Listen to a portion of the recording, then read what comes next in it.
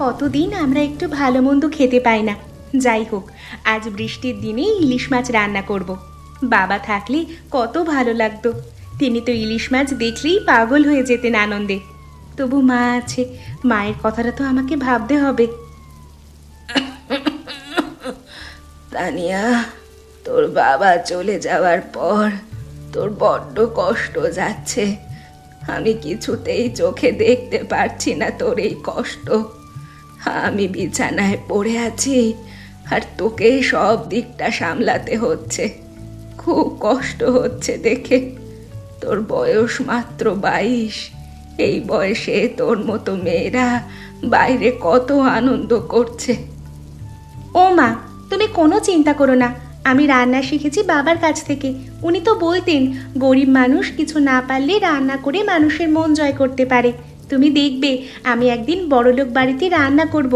সেদিন আমাদের আর কোনো অভাব থাকবে না। তুই বরাবর বড্ড বড় বড় স্বপ্ন দেখিস মা।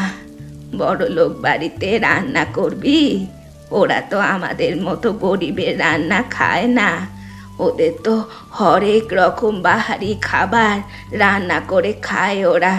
ওদের সাথে তুলনা করলে কি আর আমাদের হবে?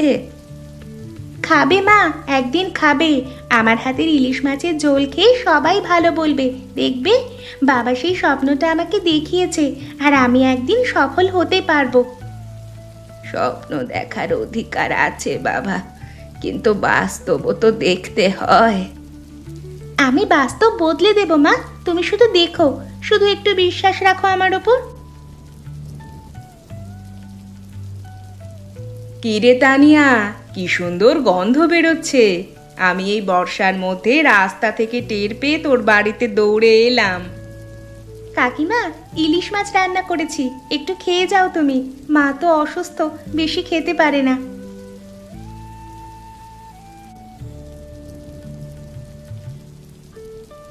ও মা, আহা, কি অসাধারণ!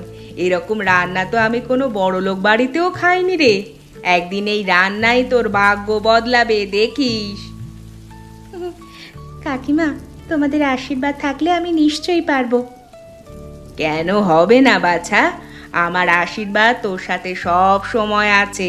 তুই এত গরিব, তোর বাবা নেই, টাকা কড়ি কিছুই নেই, কিন্তু তোর এই লড়াই একদিন তোকে ঠিক পথ দেখাবে। তুই সত্যি খুব সাহসী মেয়ে তানিয়া।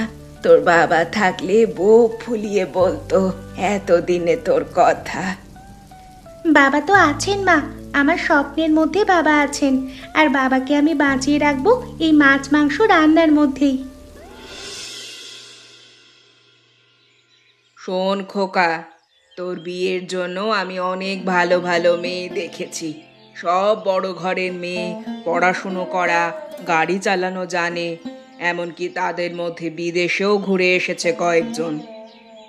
মা, তুমি জানো যে আমি কোনো বড়লোক মেয়েকে বিয়ে করব না। আর আমার সিদ্ধান্ত আমি আগে জানিয়েছি তোমাকে। আমাদের গ্রামে তানিয়াকে আমার পছন্দ, আর আমি ওকে ছাড়া অন্য কাউকে বিয়ে করবই না। কি পাগল হয়েছিস নাকি? সে তো দাসী হবে, বউ হওয়ার যোগ্য নয় সে। তুই আমাদের পরিবারের কথা একবার ভাব। সমাজে আমরা কি মুখ দেখাবো এমন কাণ্ড করার পর? মা, ওর হাতের রান্না খেয়েছি আমি একবার। ওর চেয়ে ভালো রাঁধুনি এই শহরে নেই। ওর মতো গুণী মেয়েকেই আমার পছন্দ। ধ্যানচাঁদ, তোর পাগলামি শুনতে আমরা বাধ্য নই। আমরা ব্যবসায়ী মানুষ, আমাদের সমাজে মান সম্মান আছে। ওর বাবা মারা গেছে, তাছাড়া ও একটা গরিব সামান্য কৃষক ঘরের মেয়ে। তোর সঙ্গে ওর কোনো সম্পর্ক হতে পারে না। বাবা, তুমি একবার ওর হাতের মাছের ঝোল অথবা মাংসের কারি খাও, তারপর বলো ওর সম্বন্ধে। মানুষের গুণকে সম্মান জানাতে হয় বাবা। আর যাদের কথা তোমরা বলছো তাদের মধ্যে এইরকম কোনো বিশেষত্ব নেই। গরিবের রান্না খেয়ে আজকাল দেখছি তোর মাথা পাগল হয়ে গেছে। ও কি আর জানে আমাদের ঘরের রান্নার মর্ম? যত সব ছোট লোকের কাণ্ড কারখানা। মা, আমি যথেষ্ট বড় হয়েছি, তাই আমি আমার সিদ্ধান্ত তোমাদের জানিয়ে দিলাম। এর বাইরে আর আমি কিছু ভাবতে পারছি না। তাহলে তুইও শুনে রাখ ধ্যানচাঁদ, আমি স্পষ্ট বলে দিচ্ছি, আমি রাজি নই। তুই ওকে বিয়ে করলে তুই আমার বাড়ি থেকে বেরিয়ে যাবি এবং আমি তোকে ত্যায্য পুত্র করব। বাবা, মা, তাহলে আমি আর এই বাড়িতেই থাকবো না। তোমরা যেমন সিদ্ধান্ত নিয়েছো তেমনি আমার সিদ্ধান্ত তোমরা জেনে নাও। আমি ওকেই বিয়ে করব, আর আমিও তোমাদের বাড়িতে থাকবো না। তোমরা থাকো তোমাদের অহংকার নিয়ে, আমি চললাম।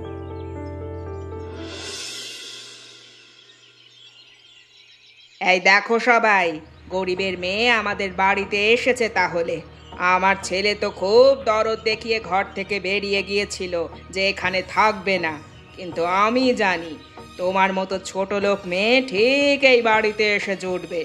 আমার ছেলের আত্মসম্মান আছে, কিন্তু তোমার কাছে পয়সার লোভ, তাই তুমি আমার ছেলের মাথা খেয়ে আবার এই বাড়িতে এসে উঠেছো। মা, আমি আপনার ছেলেকে অনেক কাণ্ড করে বুঝিয়ে এখানে এসেছি, শুধুমাত্র তার কারণ আমি আপনাদের সবার সেবা করতে চাই। চুপ! এখানে তোর মুখ থেকে আর একটা কথাও আমি শুনতে চাই না।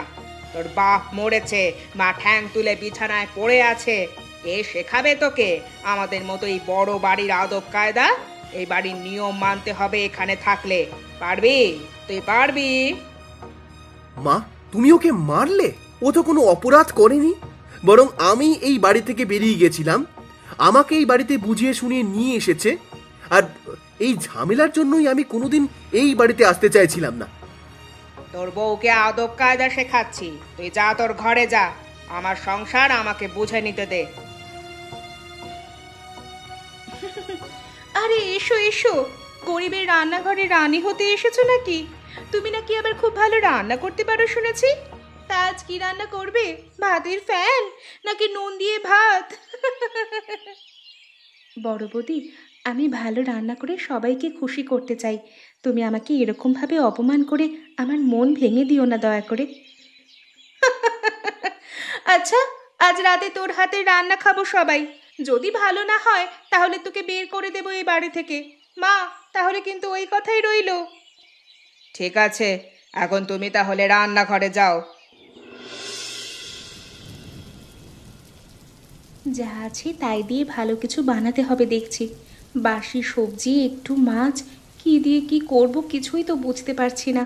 আমাকে রান্না করতে বলে এরকম পচা জিনিস দিলে আমি কি করতে পারি?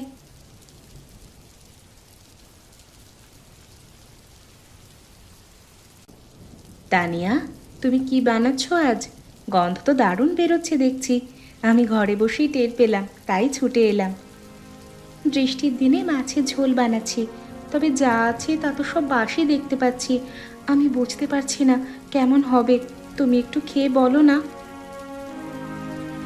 ওমা, কি সুন্দর! তুমি তো একেবারে আমার মুখে স্বাদ বদলে দিলে। সত্যি সত্যি তোমাকে তাড়ানোর জন্য এরা বাসি জিনিস রেখেছিল, আর তুমি এই বাসি জিনিস দিয়ে এত সুস্বাদু রান্না করতে পেরেছো। আমার তো বিশ্বাসই হচ্ছে না। কি জাদু হলো আবার এখানে, আমিও দেখি। পূজার আবার সব বিষয়ে একটু বাড়াবাড়ি আছে।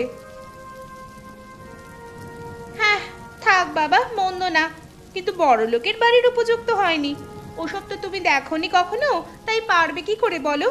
এদিকে সকাল থেকে রান্না করে যাচ্ছ, এখনো তোমার রান্না শেষ হয়নি নাকি? আরো কিছু বাকি আছে? আমরা সবাই খাবো তো, এত সময় লাগে একটা কাজ করতে তোমার? আরে এক মিনিট, এটাকে বানিয়েছে? এই যে আমাদের বড় লোকের ঘর আলো করে আসা এই গরিবের মেয়ে। কেন, মুখে ভালো লাগছে না? স্বাভাবিক, ভালো লাগবে না। ভালো লাগলে খাও, না লাগলে ফেলে দাও, জোর করার দরকার নেই। আহ আহা, অসাধারণ হয়েছে। আমি জীবনে এত ভালো মাছের ঝোল খাইনি। তানিয়া, তুমি তো সত্যি রান্নার জাদু জানো। এমন সুন্দর যে কেউ রান্না করতে পারে এটা তো কোনোদিন ভাবতেই পারিনি আমি। বাবা, ও তো বাসি সবজি দিয়ে বানিয়েছে, পচা মাছ দিয়ে রান্না করে আপনার মন ভুলিয়ে আপনাকে ঠকাচ্ছে। ও রান্না বেশি খাবেন না, আপনার আবার শরীর খারাপ হবে। বাসি সবজি দিয়েও যে এত সুস্বাদু রান্না হতে পারে সেটা তো ও না আসলে জানতাম না।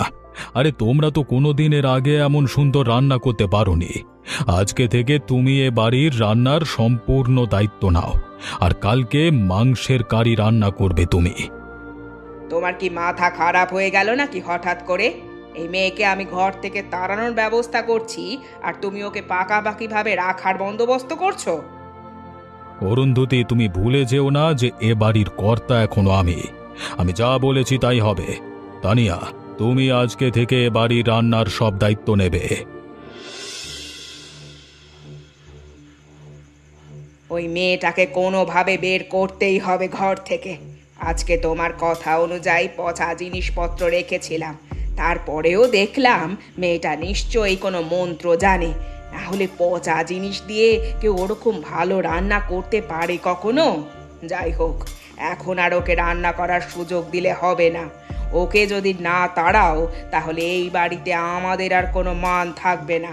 গরিবের মেয়ে এই বাড়ির গিন্নি হয়ে উঠবে। মা, আমি একটা উপায় বের করেছি। বাবা মাংস রান্না করতে বলেছে, তাই আমি বাজার থেকে প্রচণ্ড পচা মাংস আনিয়েছি গোপনে। কাল ওকে ওই মাংস দিয়ে রান্না করতে বলবো। কিন্তু ও করবে কেন? ও তো ভালো মন্দ বোঝে। যদি না করে তাহলে সবার কাছে রটিয়ে দেব যে রান্না করতে পারে না মাংস, তাই ভয় পেয়েছে। যা করবে তাতেই ফাঁসবে ও। ঠিক আছে, তবে তাই হোক। তবে কালকের দিনটাই যেন ওই মেয়ে ছেলের এই বাড়িতে শেষ দিন হয়। গরিবের ঘরের মেয়েরা এইভাবে মন্ত্র পড়ে বড় লোকদের ছেলেকে জাদু করে। এখন দেখছি শুধু ছেলেকে নয়, ছেলের বাপকেও জাদু করে হাতের মুঠোতে নিয়ে ফেললো ওই শয়তান মেয়ে ছেলে। এর একটা শেষ করে তবেই আমি ছাড়বো। কালকেই মাগো, কালকেই। ওর একদিন কি আমাদের একদিন হবে।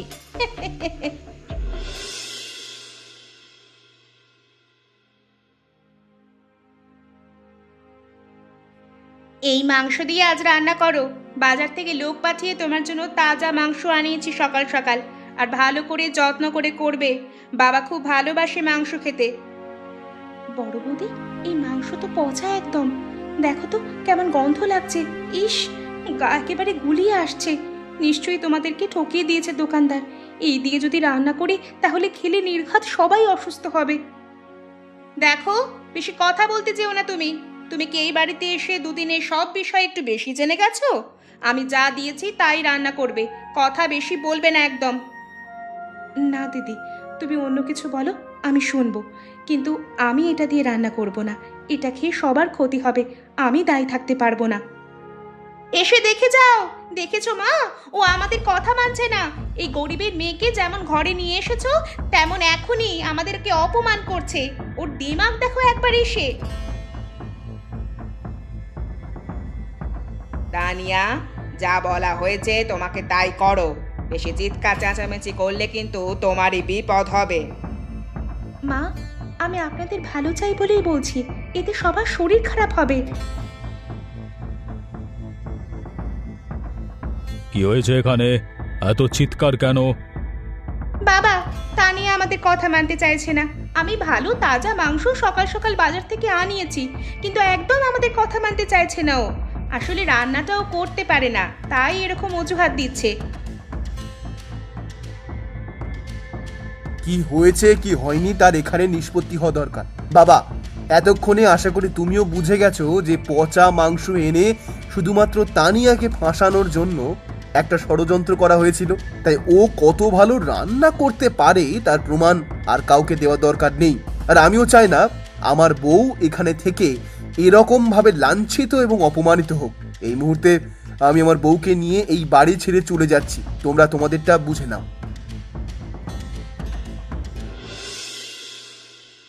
দেখেছো তো তানিয়া, গ্রামের কত মানুষ আজ আমাদের হোটেলে মাছ মাংস রান্না খাচ্ছে এবং তোমার প্রশংসা করছে। আসলে যারা গুণের কদর করতে জানে তাদের কাছে এসেই থাকা ভালো। আমি তোমাকে প্রথম থেকে বলেছিলাম যে আমরা নিজেদের মতো করে বাঁচবো, কিন্তু তুমি ওদের বুঝতে পারোনি, তাই তুমি ওদের কাছে গিয়ে থাকার কথা বলেছিলে। কিন্তু আমি এখনো চাই যে শাশুড়ি মা এবং বৌদি আমাদেরকে মেনে নিক। আমি আশা করি ওরা একদিন না একদিন ঠিক বুঝতে পারবে। তুমি কার কাছে কি আশা করছো? দেখো, আমি বড়লোক বাড়িতে জন্মেছি, কিন্তু আমি ওদের খুব ভালো করে জানি যে ওরা কোনোদিন তোমাকে মেনে নেবে না। আর তুমি যদি ভালো কিছু করতে যাও, উল্টে তোমাকে ওইভাবেই অপমান করার চেষ্টা করবে। তার কারণ হচ্ছে ওরা প্রচন্ড অহংকারী। তার থেকে ভালো আমরা এই গরিবের রান্নাঘর করে মানুষজনকে খাওয়াবো। সেটা অবশ্য তুমি ঠিক কথাই বলেছ। সবাই আমার হাতের রান্না খেয়ে খুব খুশি হচ্ছে। আমি নিশ্চিত এখন থেকে তোমার রান্নার কথা অনেক দূর পর্যন্ত ছড়িয়ে যাবে। আমি শুধু চাই যে শ্বশুরমশাই যেন আমাকে ভুল না বুঝুক। আসলে বাবা খুব ভালো মানুষ, কিন্তু মার বৌদি বাবাকে ভালো থাকতে দেয় না। আমি ওপরওয়ালার কাছে প্রার্থনা করব, একদিন সব ঠিক হয়ে যাবে। যাই হোক, এখন চলো, যারা খাওয়া দাওয়া করছে তাদেরকে আরো খাবার দিয়ে, এবং বাকি অনেক লোক আসছে তাদেরকে ওদের দিতে হবে নাকি? চলো। মা, আর তো পারছি না। 1 সপ্তাহ কেটে গেল, বাবা বাড়ি থেকে বার করে দিয়েছে আমাদের। এর মধ্যে আমরা 2-3টে গ্রাম ঘুরে ফেললাম, কিন্তু সামান্য কয়েকজন ছাড়া কেউ আমাদের খেতে দেয়নি। এর মধ্যে আমরা যদি আর কিছু খেতে না পাই তাহলে তো মরেই যাব। আমিও কিছু বুঝতে পারছি না বৌমা। তানিয়া আর ধ্যানচাঁদ ঘর থেকে চলে যাওয়ার পরে তোমার শ্বশুর মশাই যে আমাদেরকে এরকম ঘাড় ধাক্কা দিয়ে বার করে দেবে সেটা তো বুঝতে পারিনি। আসার সময় বাবাকে কত হাতে পায়ে ধরলাম, কিন্তু বাবা তো কোনো কথাই শুনলো না। বললো যে আমরা যখন ষড়যন্ত্র করেছি তখন আমাদেরকেও রাস্তায় গিয়ে থাকতে হবে, বাড়িতে থাকার নাকি আমাদের কোনো অধিকারই নেই। আসলে আমরা হয়তো ওই মেয়েটার ওপরে সত্যিই অনেক বেশি অত্যাচার করে খুব ভুল করে ফেলেছি। আসলে এই কথাটা আমারও মনে হচ্ছে মা, আমরা বড় ভুল করে ফেলেছি। কিন্তু এখন ক্ষমা চাওয়ার তো কোনো উপায় নেই। তারা কোথায় আছে আমরা তো জানি না। কিন্তু ক্ষমা চাওয়ার জন্য তো আমাদের বেঁচে থাকতে হবে মা। এখন তো মনে হচ্ছে শরীর থেকে প্রাণটা বেরিয়ে গেলে আমরা শান্তি পাবো অনেক। কিন্তু সেটাও তো বেরোচ্ছে না। ও ওদিকে দেখছো মা, একটা হোটেল আছে মনে হচ্ছে। আমিও ব্যাপারটা লক্ষ্য করেছি। কিন্তু ওটা তো অনেক দূরে, অতটা রাস্তা কিভাবে যাব? শরীরে তো ক্ষমতা নেই আর। আমিও ঠিক বুঝতে পারছি না। তবে চলো, দুজনে মিলে কষ্ট করে গেলে হয়তো কিছু ওদের দয়া পাওয়া যাবে। এখন তো মানুষের দয়ার উপরেই বেঁচে থাকতে হবে, তাই যদি একটু হাত পেতে কিছু পাওয়া যায় তাহলে অন্তত এই যাত্রায় প্রাণটা বেঁচে যাবে। হ্যাঁ চলো, আমাকে একটু ধরে তোলো বৌমা।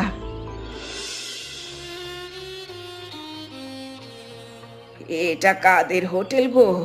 তোমরা একটু দয়া করবে, আমরা বড় অসহায়, এসেছি তোমাদের কাছে একটু খাবার চাইতে। এ কি মা, বড় বৌদি, তোমরা? এই কি অবস্থা হয়েছে? এদিকে এসে দেখে যাও কারা এসেছে। মা, তোমাদের এটা কি অবস্থা হয়েছে? তোমরা চলে আসার পরে বাবা আমাদেরকে বার করে দিল ষড়যন্ত্র করার অপরাধে। আর তারপর থেকে প্রায় 1.5 সপ্তাহ আমরা এরকম রাস্তায় রাস্তায় ঘুরে বেড়াচ্ছি, খেতে পাইনি, প্রচন্ড খারাপ অবস্থা।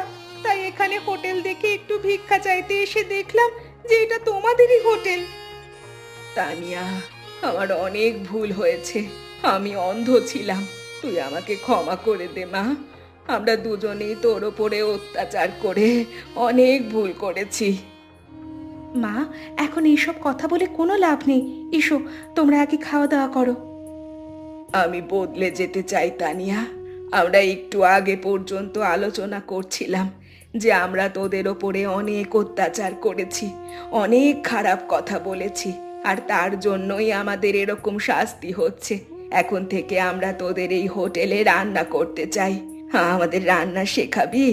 সত্যি বলছি, আমরা তোর মতো এত সুন্দর রান্না করতে পারি না, আর সেই হিংসে করেই তোকে বাড়ি থেকে তাড়াতে চেয়েছিলাম।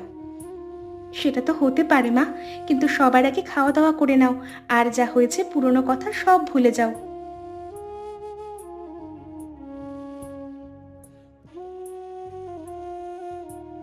প্রথমে খবর পেলাম যে এখানে আমার ছোট বৌমার ছোট ছেলে নাকি খুব বড় হোটেল করেছে এবং তার জন্য গ্রামের অনেক মানুষ খেতে পারছে।